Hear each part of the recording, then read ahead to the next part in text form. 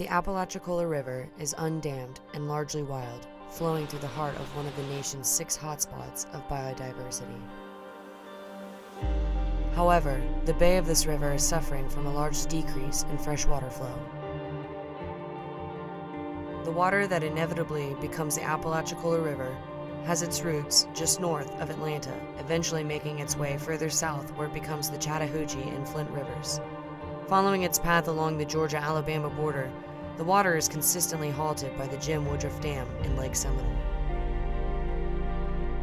Once the fresh water is released, it travels 107 miles south to the Apalachicola Bay. Here, an estuary is dependent upon the mixing of fresh water from the river and the salt water from the Gulf of Mexico. In 2012, the food chain essentially collapsed in Apalachicola Bay. We had droughts that were so much longer than the normal droughts because of all the water use upstream that essentially the phytoplankton population crashed. So it just worked its way right up the food chain.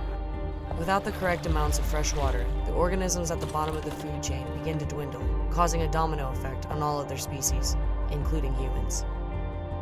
Beekeeping got to the point, and it has gotten to the point where it's just hard to keep them alive. You can't really, you can't make a living at it anymore like you used to. I feel like there's something to do with the river has definitely affected it. We haven't had a crop of tupelo in the last 20 years that's been anything like it was when I was a kid. We didn't realize how good we had it.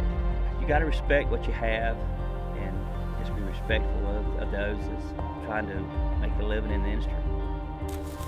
As this problem becomes more and more severe for the folks living in Florida, legal action becomes necessary. In the spring of 2017, Florida is set to take on Georgia in the hopes of increasing the amount of fresh water flowing through the Apalachicola River. Florida is suing the state of Georgia because it's overusing its water resources. Now, the water is flowing down south into the state of Florida. And with all 3 states having a stake in this river, it's leading to a war over water. The way the water is managed up in Georgia and Alabama has a huge effect on how much water we get down here. If we don't get the fresh water, we'll have just a repeat of the collapse of the bed over and over again to a point where it just can't recover.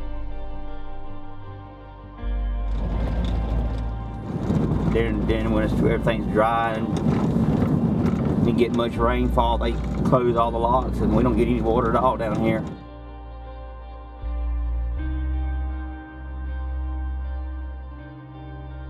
The Apalachicola is a river system that can never be rebuilt or replanted. Nature's whims are problems enough, but the hand of man makes it much worse.